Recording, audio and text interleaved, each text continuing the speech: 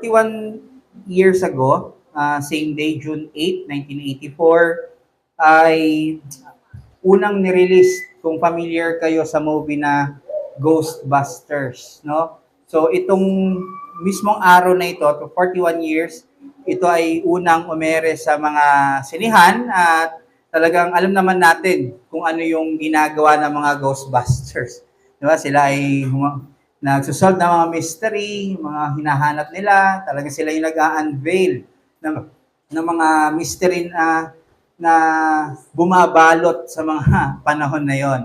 Pero ito ay taliwas sa ating pag-uusapan dahil hindi gantong mystery yung pag-uusapan natin. Kung sa mga movies, ang mystery ay something na kailangan pag-aralan ng isang character at i-unfold, i-unveil nila para ma-solve ang mystery.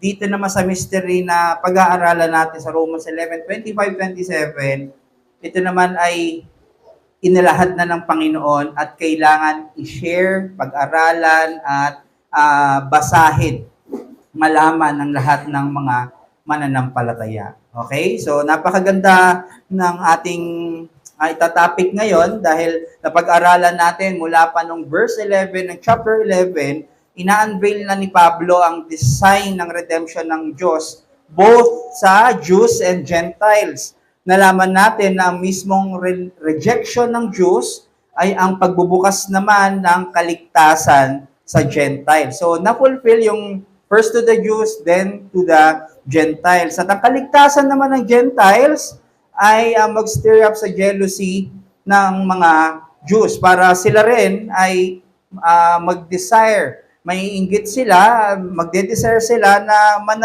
manampalataya din sa gospel. Dahil nakikita nila na na-enjoy ng Gentiles ang blessings na meron sila dati, ngayon, aasamin na rin nila ito through their faith in Christ. So we see both na ang Jews at Gentiles ay nakaranas ng mercy at grace ng salvation. Yun nga lang, dahil nga sa mga churches, karamihan sa churches ay mga Gentiles. Okay? So, imbes na maging humble ang Gentiles sa salvation na meron sila, na ibigay sa kanila, ang naging effect sa kanila ay pagiging prideful at arrogant toward sa Jews na sinasabi, nag-stop na ang Diyos, hindi na kayo kailangan ng Diyos, wala nang kayong pag-asa or kaligtasan, kami na ngayon ang pinili para iligtas ng Panginoon. So instead na ang dapat na mangyari ay ipagmalaki ang biyaya ng Diyos sa kanila, ang kanilang pinagmamalaki na ay ang kanilang mga sarili na pwede nilang naiisip, mas worth it sila, mas worthy sila, mas deserve nila na maligtas kaysa sa mga Jews na ito. So kaya ang ginawa ni Pablo sa 16-24, last sermon natin last week, para ma-humble ang mga Gentiles, nagbigay siya ng illustration sa covenant ng Diyos, both sa Jews and Gentiles, at ang ginamit niya yung illustration or image ng olive tree. So, ang ugat daw ng olive tree ay ang mga patriarchs. Ito yung sila Abraham, Isaac, at si Jacob. At syempre yung olive tree may mga sanga. Yung mga lahat ng mga sanga ay ito naman ay mga galing sa loins, no? Yung kumbaga lahat ng descendant ni Abraham. Yun nga lang, may mga pinutol ang Panginoon doon, kinut off na sanga, ibig sabihin ito yung mga descendants ni Abraham na unbelieving, mga nag-reject sa promise na ibinigay kay Abraham. Kumbaga, dapat spiritual ang kanilang pagtingin, hindi lang literal. Pero sa kabutihan ng Panginoon, meron siyang itinira ng mga sanga, at itong mga sanga na ito yung mga chosen, elect na mga Israel or yung mga remnant na naniwala sa Panginoon. At sa paligid, sinabi rin dito ni Pablo, sa paligid, marami mga ligaw na sanga at kumuha ang Diyos at ikinabit doon sa olive tree. So nakita nyo, ito yung olive tree, ito yung ugat, ito yung sanga, may mga pinutol, yun yung mga unbelieving, natira yung mga believers, at nakita ng Diyos may mga ligaw na sanga, ginraft ito dito sa puno na ito. So itong mga ligaw na sanga na to, ito yung Gentiles. Ito yung mga hindi Hudyo. Pero hindi ibig sabihin lahat ng Gentiles i-ginraft. Ito lamang ay yung mga may pananampalataya kay Kristo. Okay? So itong pong olive tree, pinapakita na ito ay buong church, buong elect or people of God na consisting ng original na sanga, which is yung mga believers na Jews at mga grafted na olive shoots or yung mga Gentiles. So pag-illustrate ito na iisa lang talaga ang people of God, iisa lang ang namatay sa kanila, isa lang ang nagtubos sa kanila, iisa lang ang pangako sa kanila na kaligtasan. At ito nga, sino mga ito? Ito ang mga believers or in short, ito yung church, the body of Christ. So, walang mas doon. So, pare-pareha sila na iisa lang ang puno na nakakabit sa iisang ugat na nagsusustento sa kanila ng nutrition ay si Kristo lamang. So, sinasabi ni Pablo ito para hindi magyabang ang mga Gentiles dahil sila talaga ay kinaawaan lang ng Diyos, hindi dahil may nakita sa kanilang mabuti or karapat-dapat kasi sila, pero nahabag lang, nakita nyo, no? Nakaligaw lang silang sanga at pinulot lang at ikinabit lang dito. So, ibig sabihin, mabuting kaloob lang ito ng Diyos na maipasama sa olive tree. So, sino tong Gentiles na to? Example, tayo. Na isama tayo sa people of God na kinaawaan lang tayo ng Panginoon. So, marereflect natin to, sino ba naman ako? Ano bang nagawa ko para iligtas ng Diyos? Tama ka. Wala tayong nagawa. Kasi nga, ang gumawa ng ating kaligtasan, ito ay si Kristo lamang at iniregalo sa atin sa pamamagitan ng pananampalataya. So, ang gusto ko ang titignan natin ngayon, dito sa passage natin ngayong umaga, ang concern pa rin ni Pablo ay yung prideful hearts ng mga Gentiles. Kaya ilalatag ni Paul dito ang mystery ng kaligtasan ng Diyos na magdudulot sa kanila ng matinding pagsamba at pasasalamat, imbes na pagiging arrogante at pagiging mayabang. Since itong portion na ito ay preparation doon sa doxology ni Paul, doxology of praise sa verse 33 to 36. Kaya I invite you na, again, buksan natin ang Biblia at sabayan nyo ako sa pagbasa sa Romans 11:25 to 27. Romans 11:25 to 27. Yan. Okay? Verse 25, lest you be wise in your own sight, I do not want you to be unaware of this mystery, brothers. A partial hardening has come upon Israel until the fullness of the Gentile has come in. And in this way, all Israel will be saved, as it is written, the deliverer will come from Zion, he will banish ungodliness from Jacob, and this will be my covenant with them when I take away their sins. Heaven and earth will pass away, but the word of God remains forever. Let us pray. Humingi tayo ng gabay sa ating Panginoon. Muli, Panginoon, kami ay humingi ng tulong, liwanag sa iyo, sa iyong banal na spirito, nawa ay ma-accept namin ang mga katotohanan ito and makita namin na ito ay privilege na maunawaan namin, maaral namin, madaanan namin, Panginoon, dahil ito ay kailangan namin, intended mo ito na marinig namin, Panginoon, dahil kailangan namin sa aming sanctification at pagsamba sa iyo. Maraming salamat muli sa pangalan ng inyong anak na si Jesus. Amen. So itong passage na ito, itong binasa natin, ito ay napakahirap, no? So, bakit? Kasi ang daming view dito. Ito ay isa sa pinakamahirap na nadaanan ko talaga at aminin ko, napapanaginipan ko talaga siya. Alam mo yung paggising ko, automatic itong verse na to, ano bang point? Hindi ko makuha ko anong punto. Kasi sa sobrang, ang daming anggulo, ayan, Tapos parang kinakabahan ka, alam mo yung gano'n. So, ganito yung pag-aaral dito sa passage na to, na isang privilege na maaral natin, mga kapatid. Kasi una, isang comfort ito dahil sa sobrang hirap nito, patunay lang na ang Diyos na sinasamba natin ay incomprehensible. Ibig sabihin, infinite ang kanyang wisdom. Meaning, patuloy na mataas ang kanyang isip kaysa sa ating mga isipan. At nagpapatunay lang na napakalaki talaga ng agwat ng Diyos sa atin at pagpapaalala na huwag nating maliitin ang kanyang salita. Huwag nating, ay, alam ko niyan. Hindi po. Ito po talaga ay salita ng Panginoon. At ikalawa, isang privilege na advantage natin itong mahirap na verses na ito kasi talagang kakapit tayo sa wisdom na ibibigay sa atin ng Banal na Espiritu, sa guidance na ibibigay sa atin ng Banal na Espiritu, katulad nung inaral nga natin last week sa John 16:12-15. So again, kahit na mahirap ito, kailangan pa rin ituro sa church. Kailangan malaman ng mga members, meaning hindi siya isang optional na dapat iwasang passage, no? Na magja-jump na tayo sa Romans 12, ay madali na lang yon kasi puro mandate na lang. Pero kailangan nating arukin or malaman ang kahit papano ang katotohanan ng salita ng Panginoon. Siyempre, bakit kahit papano? Dahil hindi naman natin kayang 100% maunawaan. So, yung glimpse dito. So, may danger po kasi kung iti-take for granted natin or i-ignore natin ang mga gantong topic. Kasi,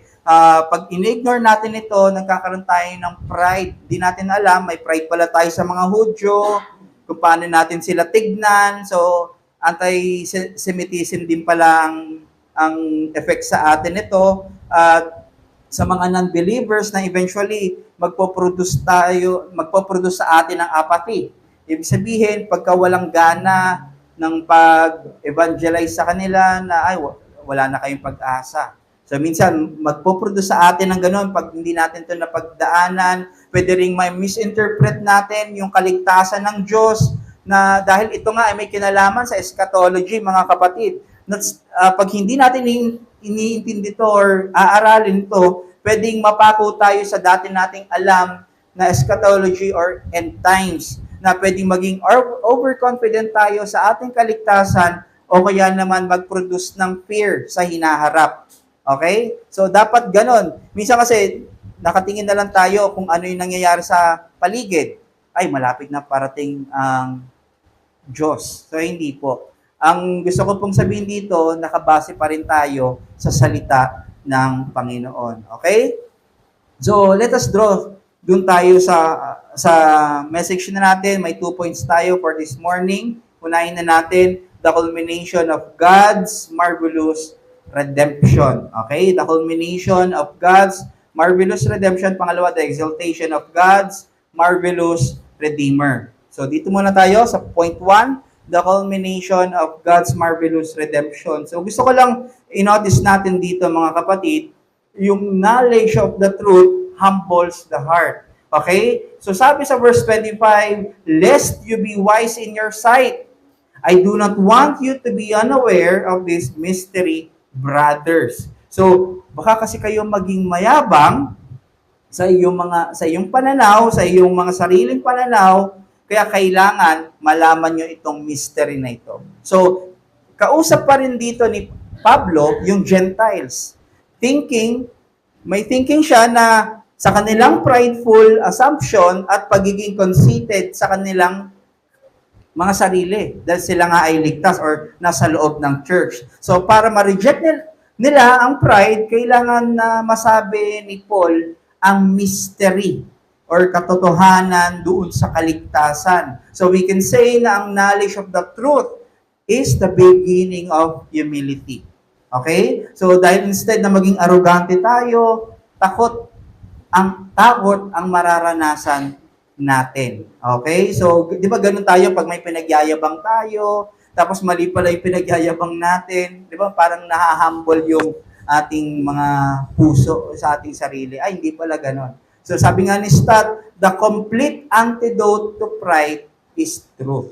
Okay? So pag may nakikita tayong arrogante, prideful, yun ay wala sa kanya ang katotohanan. Okay? So, sabi ulit, verse 25, lest you be wise in your own sight, I do not want you to be unaware of this mystery, brothers. So, sinasabi ni Paul na kailangan nilang malaman ang mystery para hindi sila manatiling ignorante sa katotohanan. Dahil again, ang ignorance will lead to pride. In a way, parang sinasabi ni Paul, huwag kayong maging mayabang, FYI lang may mystery akong sasabihin sa inyo. So parang ganon. So dahil hindi nga nila alam yung kanilang iniisip, mali yung kanilang nasa isipan, i-correct ni Pablo. So ano ba tong mystery na ito, mga kapatid?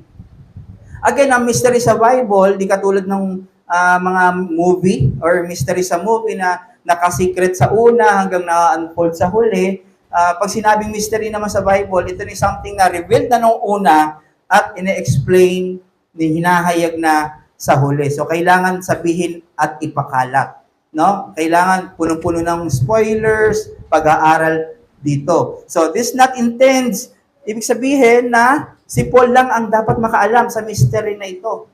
Kailangan niya itong sabihin, i-reveal sa Romas dahil ni-reveal lang din sa kanya ng Banal na Espiritu. Para again, di sila maging unaware at maging prideful sa kanilang mga sarili. So ito mystery na ito ay nasa verse 25b. A partial hardening has come upon Israel until the fullness of the Gentiles has come in. So meaning, ang mystery na sinasabi ni Paul dito ay yung kaligtasan ng both Jews at Gentiles. So kung yung 11 to 24, ang ina-highlight doon sa kaligtasan na yon ay blessing at grace ng salvation, ito namang 25 to 27, ang hina-highlight dito ay ang inscrutable wisdom ng Diyos sa plano niyang kaligtasan. Okay? Kung paano niya gagawin, kung paano yung inilatag at nangyayari na. No? Hindi natin dapat ito tignan na wala pa to. Something in the future pa. Kasi sa panahon ni Pablo, ano na to? Kumbaga, nangyayari na noong mga panahon na yon. Okay? So, dapat nating maunawaan na itong phrase na to, i-define muna natin yung mga iba't ibang mga mahihirap na salita dito or phrase. Una, partial hardening. Sa unang tingin, napakaganda po nito sana ma-capture po natin. Ang partial hardening, sa unang tingin, ma-interpret po natin ito ng partial. Yung parang for a while, duration, temporary. So, may kinalaman siya sa duration. Or pwede rin nating masasabi na ito ay pansamantala. Parang sinasabi, ang Israel ay pansamantalang hardened, pinatigas. Tama? Pero ang right interpretation po dito ay hindi duration, kundi yung scope or portion. Okay, paano to? So, we have to view na may partial hardening ang Israel. Kunyari, ito ang isang bilog. Yung isang portion, partial, hardened ito. Itong part na to ay hardened. Okay, so portion siya, hindi scope, hindi siya duration.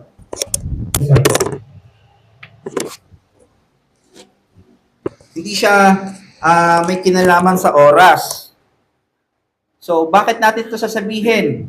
Ay, paano natin to uunawain? Ito ay, yung hardening na ito ay parang kay Paraon. Naalala nyo sa Pharaoh? Passive, yung hardening. Hinayaan ng Diyos, Romans 1, ang mga sila sa kanilang mga kagustuhang gawin sa pagkakasala nila. So may partial na hindi nakatanggap ng restraining grace or hindi nakatanggap ng regeneration. So may hardened. Okay? So may dalawang tao lang, isang elect at mga hardened. So dapat maunawaan natin 'yon. Dito, next na naman natin yung salitang until. Yung until, nabasa niyo po? Until, a partial hardening has come upon Israel. may partial hardening sa Israel until the fullness of the Gentile has come in. So parang ang dating, sa first view, pwede nating isipin na ito ay patungkol sa hangganan ng isang event. Or kunyari, the shop is open until 9 p.m. Gets? Kunyari, ang shop ay open until 9 p.m. Ibig sabihin, after ng 9 p.m., sarado na. Di ba? Ganun po yon. Pero, hindi ganito ginamit ang until sa verse 25. Parang ganito siya. Siya ay naging tatay until gumraduate ang kanyang mga anak. So, hindi ibig sabihin na huminto siya ng pagiging tatay sa kanyang mga anak nung gumraduate yung kanyang mga anak. Nagigets nyo? Okay? So, sinasabi dito na may emphasis doon sa fulfillment ng isang event lamang. Okay? Hindi yung pagputol doon sa isang event. Example, ginamit ni Paul itong until, yung akri, sa 1 Corinthians 15:25. For he must reign until he has put all his enemies under his feet. So, hindi ibig sabihin na matatapos na ang pagre-reign ni Christ pag nailagay niya na ang lahat ng kaaway sa kanyang mga paa. Di ba? So, parang ganun mong intindihin. For he must reign until he has put all his enemies under his feet. We know na he is reigning and will reign kahit pa mailagay pa ang lahat ng mga kaaway sa kanyang mga paa. So we can understand a partial hardening has come upon Israel until the fullness of the Gentiles has come in. So meaning ang Israel ay may partial, merong parte na hardened hanggang makapasok ang lahat ng bilang na elect na Gentiles. At itong hardened na to ay hindi na magsisis.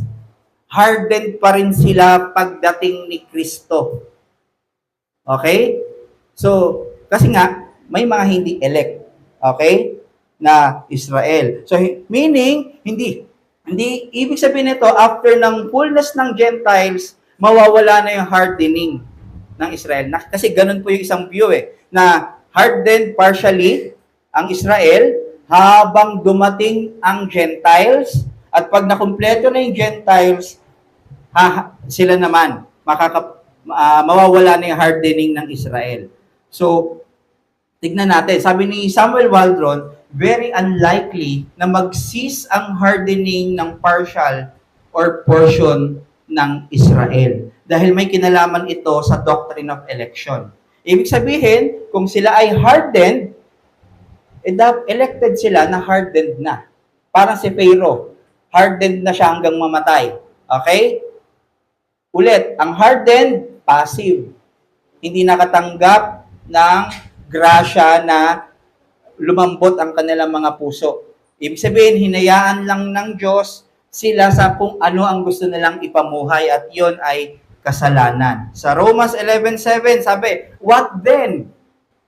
Israel failed to obtain what it was seeking. The elect obtained it, sa 11:7 to but the rest were hardened. Ibig sabihin, may mga naniwala, may mga na-regenerate, pero merong mga hindi naniwala at ito ay yung mga hardened. Yung mga namatay na hindi naniwala, mga hardened iyon. So again, may two types ng tao. Elect at sila yung mga chosen, sila yung mga saved by grace, mga believers. Yung isa namang tao, hardened, mga unsaved at sila yung mga nag-reject ng gospel. Okay? Again, example nito ay si Pharaoh, yung passive hardening. So tuloy natin. Verse 26, a partial hardening has come upon Israel until the fullness of the Gentiles has come in. Verse 26, and in this way, all Israel will be saved. Ayan, mahirap na naman. So titignan naman natin yung all Israel will be saved. Sino ba tong all Israel na ito? Na tinutukoy ni Pablo. So may tatlong major view. Maraming view to pero kunin na lang natin yung tatlong view.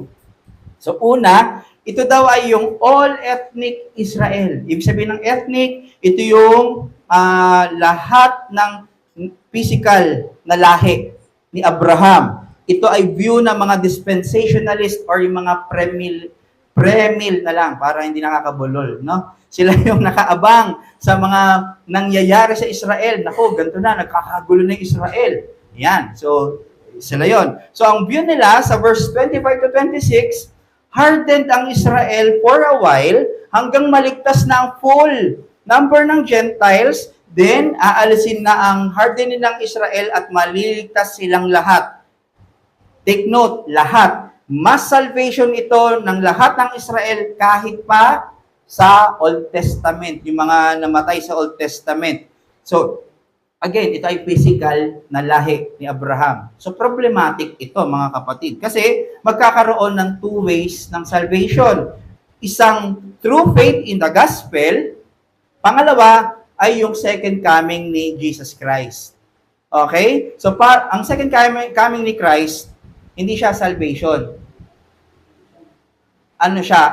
Pagsundo sa kanyang bride. Ang salvation, nagbibigay ng justification ay through the gospel, through faith in the gospel. Okay? So, ganun yung natin titignan. Paano natin wrap up to?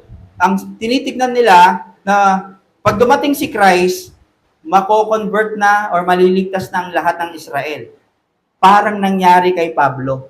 Di ba sa Acts 9, hindi naman siya nananampalataya. Biglang may liwanag na, at siya ay na-convert. So, hindi ganon. Yun yung iniisip ng mga unang view na mga nasa premil na pag dumating na si Christ, lahat na lang Israel, whether believers or not, yan ay masisave. Okay? Pangalawa, na view. Ito naman ay hinuhold ni John Calvin.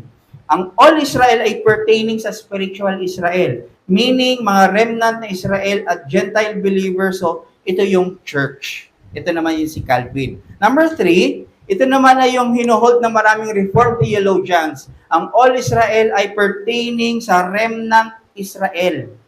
Ito ay lahat ng Jewish believers. So, they view na after ng fullness ng Gentiles, magkakaroon ng mass conversion. Kunyari, nakuha na yung last number ng Gentiles. Next naman, masisave na doon yung mga Jews na elect. Okay, mass conversion na yon. Pero, syempre, hindi lahat. Pero ito lamang ay yung mga elect na Jews. So, problematic din ito kasi yung phrase na in this way, all Israel will be saved. Bakit naging problematic? Nakita nyo yung in this way?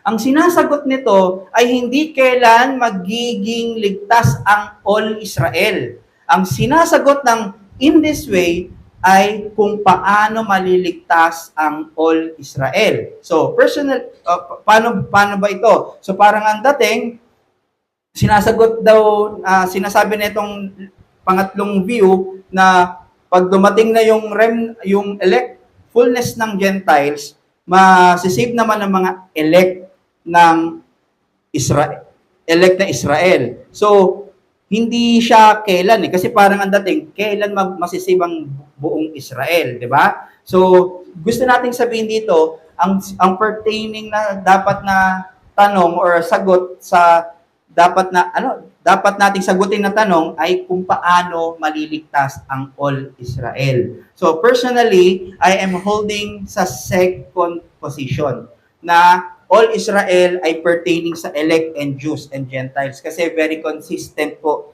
si John Calvin po rito or in short sa church.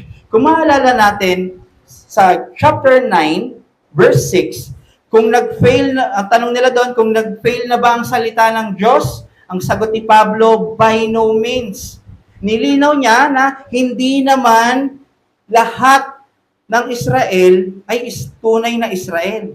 Ibig sabihin, ang kanyang mga pangako ay para lang doon sa mga chosen or sa mga elect na Israel. Ito ay katuparan na ililigtas ng Diyos ang mga elect na Israel nung time na yon. At nagbabanggit si Paul na hindi lahat ng Israel ay tunay na Israel, di ba? Ang tunay na Israel ay ang children of promise. Nagkakaroon na ng nuance sa chapter 9:6 si Paul dahil ito ay rooted sa doctrine of election. At kung ito ay rooted sa doctrine of election, makikita natin na ang elect ay consisting of both Jews and Gentiles. So nagkakaroon na ng nuance nun.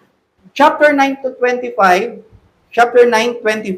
sinasabi dito ni Pablo na yung dating mga hindi bayan ng Diyos, ngayon tinatawag niya ng bayan.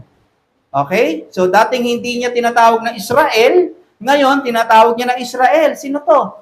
Yung Gentiles. Tignan niyo rin po ang chapter 10, 12 to 13. For there is no distinction between Jew and Greek, for the same Lord is Lord of all, bestowing His riches on all who call on Him. For everyone, hindi lang for all Israel, for everyone who calls on the name of the Lord will be saved. Pinapaliwanag na ang lahat ng may faith, ayun lamang ang maliligtas. Ito ay Jews at Gentiles. Then sa chapter 11, ang ganda ng illustration natin kanina, sa olive tree, ito ay consisting ng original na elect at mga grafted na believers na Gentiles na walang distinction, sila na ay kasama sa olive tree. So sabi ni Pablo sa Romans 2:28 to 29, for no one is a Jew. Wala daw Jew, who is merely one outwardly, nor is circumcision outward and physical. But a Jew is one inwardly. And circumcision is a matter of the heart by the Spirit, not by the letter. His praise is not from man, but from God. Napakaganda. So doon pa lang sa chapter 2, may nuance na doon na ang tunay na Hudyo, hindi yung nasa lahi ni Abraham. Ang tunay na Hudyo ay inwardly circumcised by the Spirit. At paano to? Ang mga Gentiles na nananampalataya kay Kristo. So ito yung sinasabi rin ni Pablo sa Galatians 3:28 to 29. There is neither Jew nor Greek, there is neither slave nor free, nor female and female, male or female, for you are all one in Jesus Christ. And if you are Christ, then you are Abraham's offspring, heirs according to promise. So, children of promise, di ba? Lastly, Galatians 6:15 to 16, sorry, ang dami kong proof text, for neither circumcision counts for anything, nor uncircumcision, but a new creation. And as for all who walk by this rule, sa new creation, lahat ng nakapasok sa kingdom na yon, peace and mercy be upon them and upon the Israel of God. Ibig sabihin, neither Jews and Gentiles. Kung ikaw ay may pananampalataya, kung man ay Jews or Gentiles, ikaw na ay new creation, at yung new creation na yon, ito ay ang tunay na Israel of God. So the true Israel of God is the new creation in Christ. Okay? Both Gentiles and Jews na believers. At ito ang church. So ang punto, the church that is united in Christ is God's true Israel, the only people of God. So ang true Israel, siya ang church, siya ang people of God, siya ang children of promise. Ito yung tinutukoy sa all Israel. Ang all Israel will be saved. So ang mystery na sinasabi ni Paul, ng Old Testament, maraming nag-reject sa Diyos at yun ay kinut off ng Diyos. At dahil sa pag-reject ng Diyos kay Christ, nabuksan ang gospel sa Gentiles noong mga panahon na yon. So hindi future, no? Noong panahon na yon, 'di ba? Lumabas Acts 13, imbis na i-preach nila sa Jews, sila ay i-distort pa at nag-mission sila Pablo. Ang kaligtasan at maraming mga naging church. Then yung kaligtasan na yon, kinainggitan ng maraming mga elect na Jews at nag-desire na makasapi doon sa salvation in Christ. So yung pattern na yon ay nagsimula pa sa present time ni Pablo hanggang sa future. Na yung hardened na ito ay hardened na rin hanggang dumating si Kristo. Okay? So habang may portion na hardened sa Israel, ito yung mga unbelievers patuloy yung pag-refuse nila sa gospel, yun naman yung pagpasok ng mga Gentiles hanggang ngayon, di ba? Then, ang daming mga churches ngayon, maraming mga elect pa na Jews na nagde-desire kung ano ba yung church na ito. Ano ba tong blessings na ito na mali sa or iba sa Judaism na religion. Okay? So ganon yung nangyayari hanggang sa gantong paraan maliligtas ang full number na elect na Jews and Gentiles without distinction at ito ang church.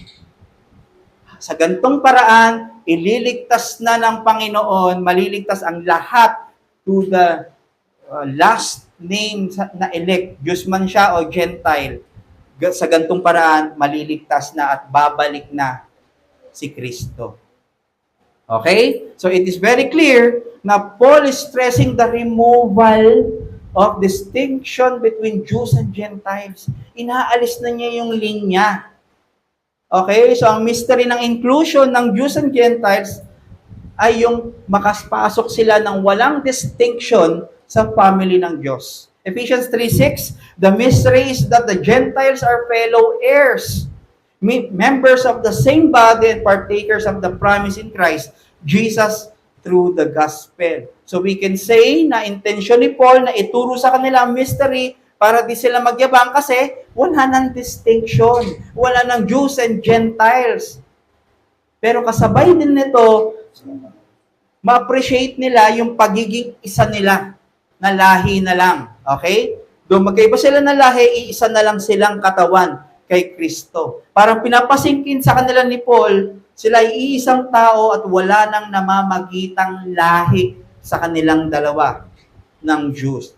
Di ba last time naaral natin na may common na ang Gentiles at Jews. Common na ang plan of salvation, common ang way of salvation, common ang promise of salvation, common ang Lord and Savior, common ang end in eternity in Jesus Christ. So lahat ay common. So maliwanag na binubura ni Paul sa Gentiles ang isipan na may borderline sila sa pagitan ng Jews at ganito rin. Tinuturo rin ni Pablo na isa na rin ang Jews sa Gentiles. Wala nang namamagitan, wala nang outline. So kung maalala nyo, ito rin ay nangyari na at nangyari sa isang event sa John 11:52 sa account ni Caiaphas, no? Na unknowingly na prophesy niya ang gagawing atoning work ni Christ sa lahat ng anak ng Diyos at iyon ay pertaining hindi lang sa Israel, hindi lang sa Jews, kundi sa lahat ng mga elect. So ito ay nakikita natin na spill na pala doon ng divine mystery na hindi lang naparito si Kristo sa Israel. Pero para rin sa lahat ng mga ililigtas niya na nag-scatter sa iba't ibang bansa. Sino to? Ang Gentiles. So maliwanag na ang plano ng Diyos ay napagtubos ay hindi random. Ito ay planado, perpekto ang pagtubos. Hindi dapat nating isipin na afterthought na lang ang ating kaligtasan, na naghasik lang siya ng gospel at bahala na kung sino ang makakuha. Bahala na kung sino ang manampalataya. No, kilala niya po tayo mga kapatid. Na kahit asan man tayo, nag-iisip tayo, no, paano pag nasa bundok ako, wala akong sa Kabiasnan, walang malapit na church doon. Kahit napakalayo natin, kung ikaw ay kasama doon sa grasya ng Panginoon, ililigtas ka niya. Aabutin ka ng gospel na yon. Hindi lang niya ginagawang posibilidad na ikaw ay maligtas, pero personally, intentionally, aabutin ka ng gospel na nakakapagligtas. So, ito rin, hindi lang yung plan yung ating pagkuha ng gospel, planado rin niyang maunawaan natin kung ano ang kaligtasan natin nito. Bakit? Ulit sabi sa verse 25, para hindi tayo unaware dito. Dahil pwedeng mamuo ang pride natin dahil sa ignorance. Then habang napupunan tayo ng truth, na by grace and by His great wisdom lamang ang kaligtasan, mahahumble ang ating puso. Marami makukultivate ang patience. Ba't ang bagal niyang uminawa? Bakit puro hulog siya sa kasalanan? Matuturuan na tayong umintindi, umunawa.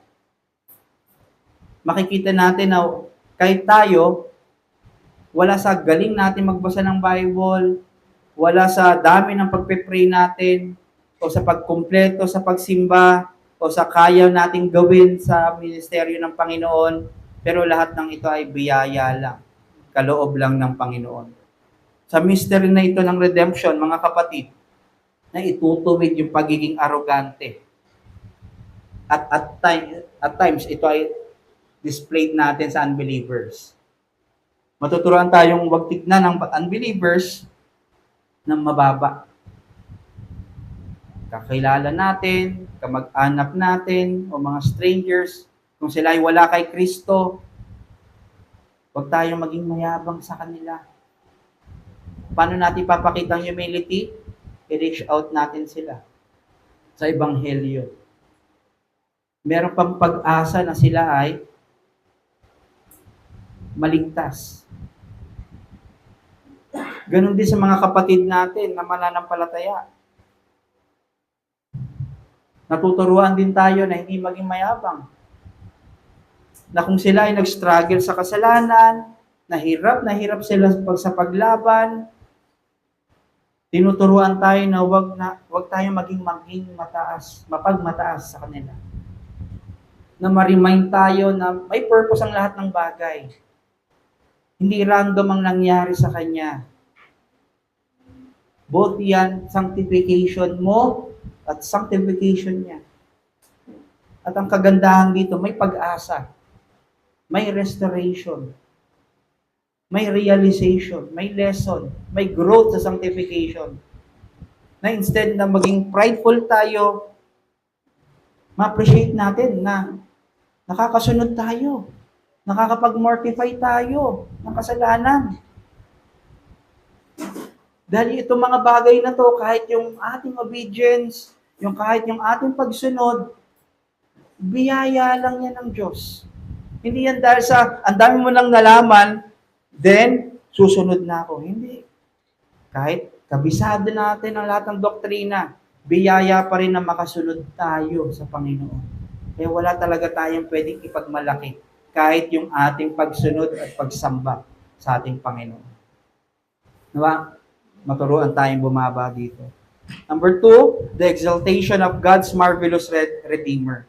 Sabi sa verse 25, lest you be wise in your own sight, I do not want you to be unaware of this mystery, brothers. A partial hardening has come upon Israel until the fullness of the Gentiles has come in. And in this way, all Israel will be saved, as it is written, the deliverer will come from Zion. He will banish ungodliness from Jacob, and this will be my covenant with them when I take away their sins.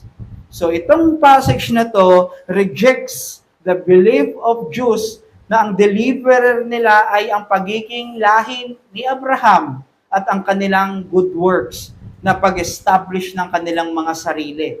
At this rejects din sa belief ng mga Gentiles na either walang Diyos o napakaraming Diyos na pwede silang mamili. So gusto ko lang i-note, the revelation of the mystery establishes the new covenant. Ang bagong tipan. We know na ang clarity ng mystery na ito ay nangyari sa panahon ni Paul.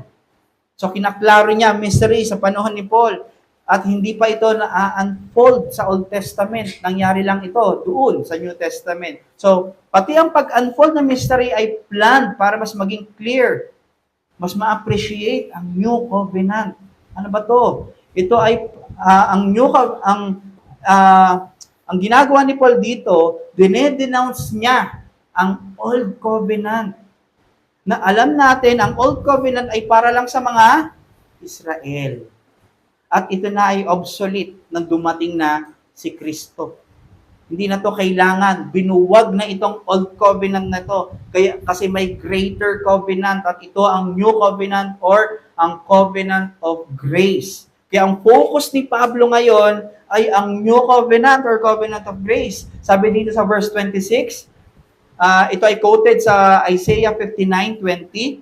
pagpapakita na prophesied ito na pangako ng Diyos na certainly na-fulfill na doon sa pagdating ni Kristo sa incarnation.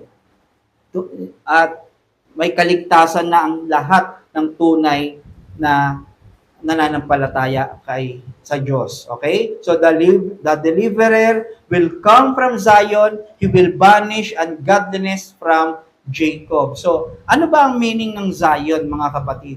This can mean na ang promise na deliverer o tagapagligtas ay manggagaling sa Zion or isang city or part sa Jerusalem, or in a way, ito ay lineage ni Abraham. Or this can also mean na ito ay yung spiritual Jerusalem, ang holy dwelling place of God. So sinasabi ni Paul at ni Isaiah na ang deliverer ay manggagaling sa Diyos. At ang deliverer na ito ay magtatanggal ng kasalanan ng kanyang bayan.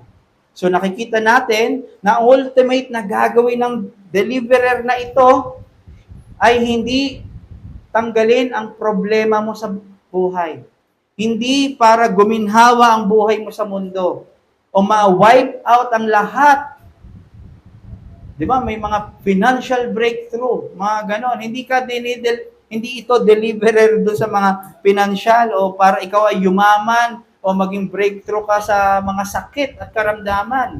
Maging malusog ka. Hindi. Ang main concern ng Diyos, kaya niya pinadala ang deliverer na to ay to take away our sins. At ito sana rin ang concern natin. When we think of deliverer, hindi ito sa pag-alis ng kahirapan o kadukhaan natin. Pero ito ay paglilinis sa atin at pagtatransform sa atin. May napanood nga ako na isang battle rapper, professing Christian, na manonotice mo talaga yung kanyang motive. Kung bakit siya na kay Christ, dahil sa pag-angat ng kanyang buhay, blessing, kumbaga yun.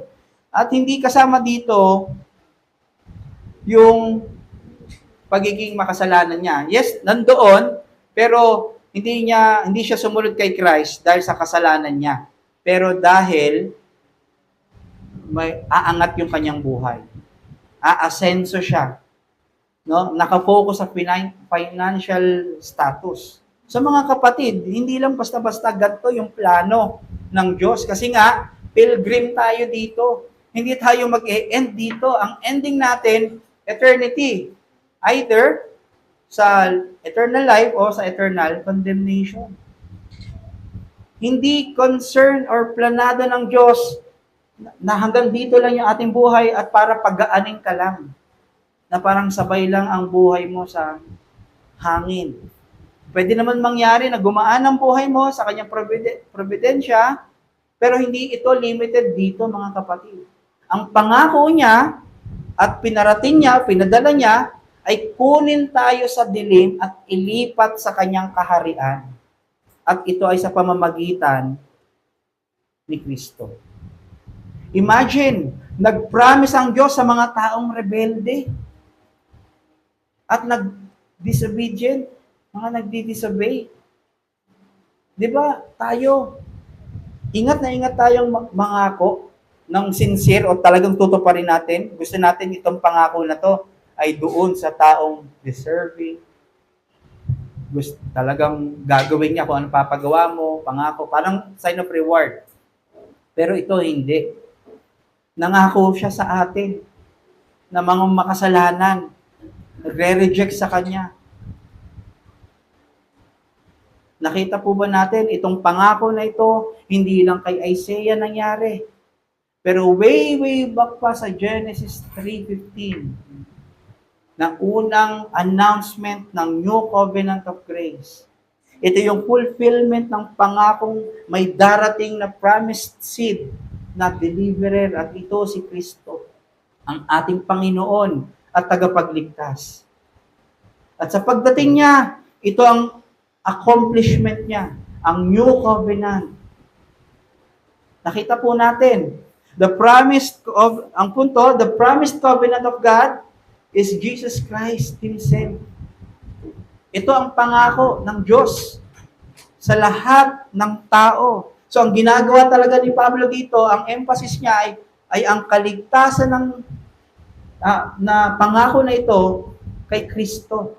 And i-exalt niya talaga ang works at person ni Christ. Hindi ang kanilang mga kayang gawin. Dahil ang tunay na nananampalataya, namamatay sa kanilang mga sarili at ang kanilang nagiging na-exalt sa kanila ay ang person at works ni Christ. So si Christ ang pangako ng Diyos sa sangkatauhan na mag-aalis ng kasalanan. Si Jesus Christ ang pinakamagandang regalo sa mundo. Hindi yung araw, hindi yung hangin, hindi yung kung ano man, even yung family. Ang pinakamagandang regalo ng mundo o sa mundo ng Diyos ay si Kristo. Mula pa sa simula, nung mahulog ang tao sa kasalanan, ipinangako niya na ang tagapagligtas. Hindi niya tayo iniwan sa pagkakasala. Nakita niyo po ba? Doon pa lang sa Eden, nangako na agad siya. Pwede naman siyang, sige, after 5 years, babalik ako at sasabihin ko ang new covenant of grace. Right after na nahulog ang sila Eva at Adan, nangako agad siya ng covenant of grace kay Kristo. Hindi tayo iniwan ng Diyos sa pagkakasala. Sa halip, pinangakuan niya ang mankind para iligtas sa kasalanan, iligtas sa hatol na kamatayan at walang hanggan na kapahamakan, mga kapatid. Si Jesus ang katuparan ng pangako ng Diyos.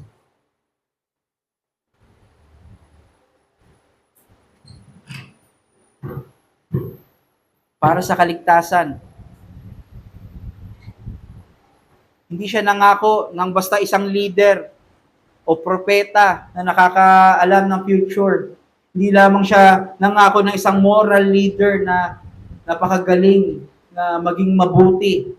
Hindi lang siya nagbigay ng isang tao na ibibigay ang lahat ng hiling natin. Ang ibinigay ng Diyos ay ang talagang kailangan natin. Isinugo niya ang kanyang anak para iligtas tayo.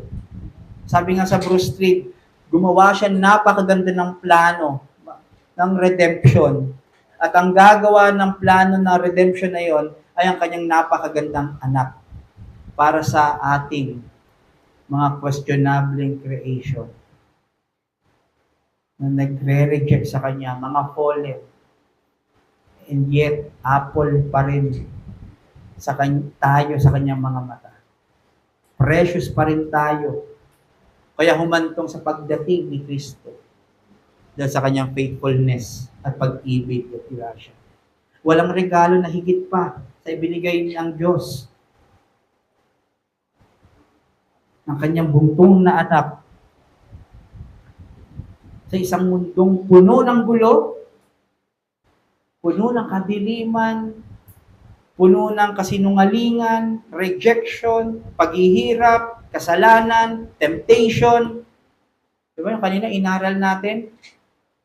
Sa sex-obsessed world, sinasabi, ibinigay niya ang kanyang anak na si Kristo para magliwanag sa mundo na ito. Siya ang ibinigay para maging tanging daan patungo sa Ama. Tunay na katotohanan at tanging buhay na walang hanggan. Lahat tayo dito patay.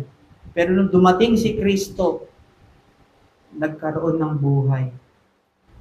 Hindi sa pera, hindi sa tagumpay, hindi sa relasyon ang makakapuno ng puso natin, makakasatisfy sa puso natin, kundi ang pag-ibig ni Kristo lamang, mga kapatid.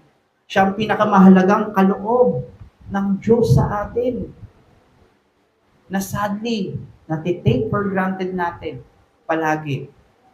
Now, overlook natin ang bagay na ito. Na si Kristo ang expression at manifestation ng pag-ibig ng Diyos sa church. And I need to clarify, ang deliverer will come from Zion, he will banish ungodliness from Jacob, and this will be my covenant with them when I take away their sins. Ang pangako sa atin ng Diyos ay alisin ang kasalanan natin. Tama? Hindi ito ibig sabihin na pagdating ni Christ, automatically lilinisin niya na ang kasalanan natin. This implies na meron ng forgiveness sa magulong, madilim, makasalanang mundo na ito. Para tayo ay linisin ng Diyos, kailangan natin ng kapatawaran niya. At para tayo patawarin ng Diyos, kailangan natin ng peace offering. At ang offering na ito ay dapat spotless, walang dumi, mabuti. At to think na ang nag-provide nito ay ang Diyos para pa rin sa atin. Kung iniisip mo ang sarili mo, kaya mong ihandog sa Diyos dahil spotless ka, kakamali ka, kapatid. Ang nag-provide pa rin nito ay ang Diyos. Dahil wala ni isa sa atin ang katanggap-tanggap sa Kanya. Kaya sabi ni John the Baptist, di ba, sa John 1:29, Behold, He is the Lamb of God who takes away the sin of the world. At anong unang preaching ni Christ? Repent. The kingdom of God is at hand. So hindi pwedeng hiwalay. Implied ang pag-aalis ng kasalanan sa repentance at pananampalataya kay Kristo. Nakita po ba natin? Hindi lang ito something na nabe-behold natin. Pero ibig sabihin pala, ang pag-behold natin ay may pagsisisi at paniniwala sa kanyang ginawa. What a gift from God na na-enjoy natin ang New Covenant na ito. Na nabigyan tayo ng pananampalataya, nabigyan tayo ng pagsisisi. Na dati, nasa duties and live era, ngayon, nasa live and duties na tayo. Ang mga hindi karapat-dapat na makatanggap ng kapatawaran, ngayon, tayo na ay malaya na dahil sa kapatawaran na ginawa ni Kristong paghandog ng kanyang buhay sa krus. Meaning may pag-asa, kapatid. Huwag ka mawalan ng pag-asa na kesyo mabigat ang iyong problema. Mabigat ang iyong struggle. Nandiyan si Christ. Ang pag-asa. Paano ba natin tinitignan si Christ? Paano natin siya bine-behold? Paano ba natin ma-appreciate yung covenant of grace ngayon? Kapatid, ikaw ay nakapasok na sa new covenant. Ba't ka pa kakabahan? Bakit ka magkakaroon ng doubt? Dahil tinapos na ng Diyos ang lahat. Anong kailangan? I-submit mo ang iyong buhay. Ibigay mo sa Panginoon ng lahat ng iyong mga struggles. Mortify mo ang kasalanan. Hindi yun works, pero yun ay isang response sa pag-ibig ni Kristo sa atin. Paano ba natin tignan ang covenant of grace? Nahahambol ba tayo dito? Nagbibigay ba sa atin ng satisfaction? Ng contentment? Do we perceive itong covenant sa atin kay Kristo na mag-motivate sa atin para kitilin ang kasalanan? O nagiging complacent na tayo dahil dito? Na imbes magtulak tayo sa atin sa pamumuhay sa kabanalan, sa holiness, mas napapalayo tayo sa pagiging follower niya dahil kumpiyansa na tayo sa pagsunod. Alam ko naman ang gospel. Gracious naman ang Diyos. Merciful naman ang Diyos. Loving naman ang Diyos. Baka hindi pa ito yung providence ng Diyos, kaya na-enjoy ko pa ang struggle na ito. Kakamali ka, kapatid.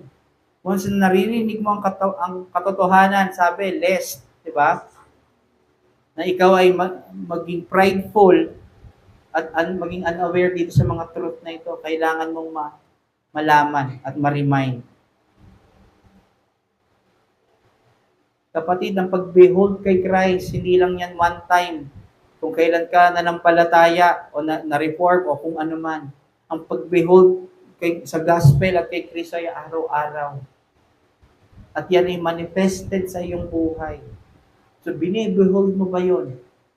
Na sa lahat ng gagawin mo, naka-immerse sa glory, sa kabutihan, sa grasya niya, by faith.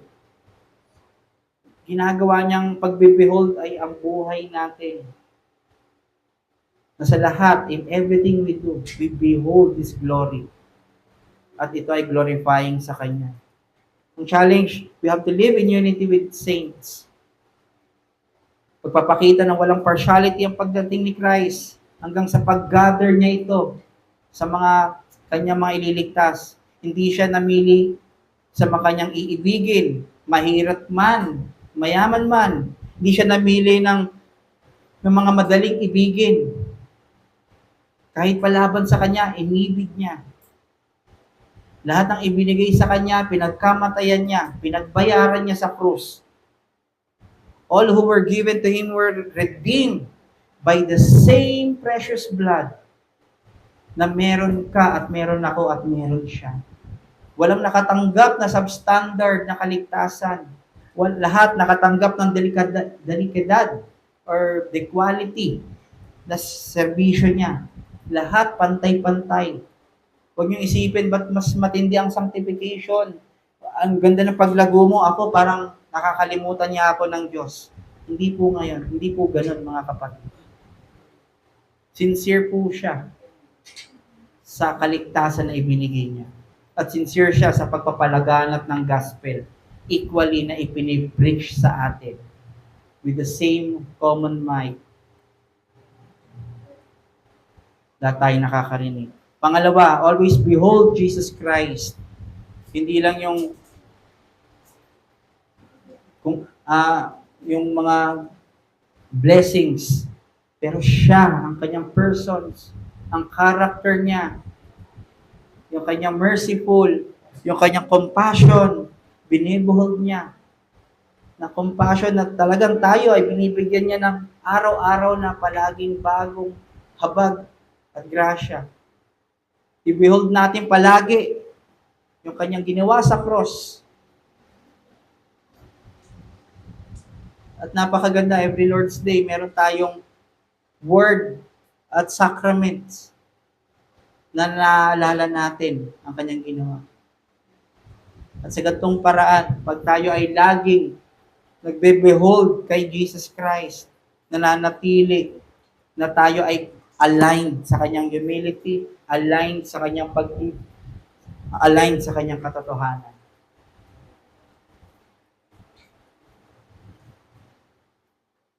Huwag po tayong mamuhay as if unaware tayo sa katotohanan na ito.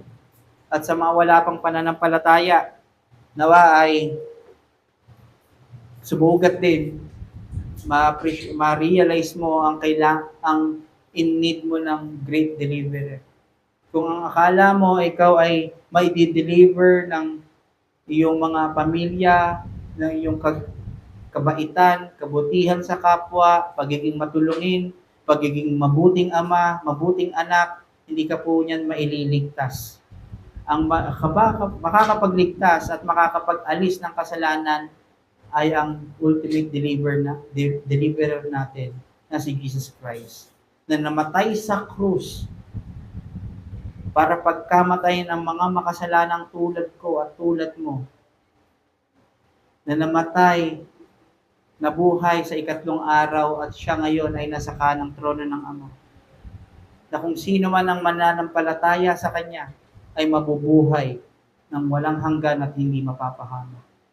May kaligtasan, kapatid, lingid sa iyong kaalaman at ayaw ng Diyos na unaware ka dito. At kung ikaw ay naging aware na dito, sabi kanina sa binasa sa Hebrews 4, do not harden your hearts. Huwag po nating patigasin ng ating puso.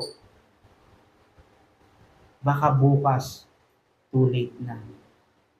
Yung ating palang pag-allow ng Panginoon providentially sa ating mga pag-disobey o pagtalikod sa Kanya ay maging eternal na at wala nang pag-asang makabalik pa. Kaya hanggat may oras, kapatid, ikaw ay magsisi sa iyong kasalanan. Kasalanan na ginawa mo nang ikaw ay bata pa.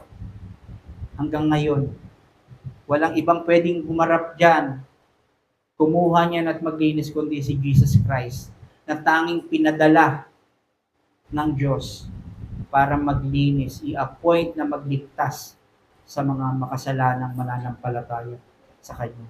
Let us pray. Maraming salamat, Panginoon. And we pray na maging beneficial po ito sa amin, lalo na sa aming lakad Kristiyano. Makita po namin, Panginoon, ma-appreciate namin yung kaligtasan na ibinigay niyo po sa amin, na wala na pong part na distinction sa amin ng mga Hudyo.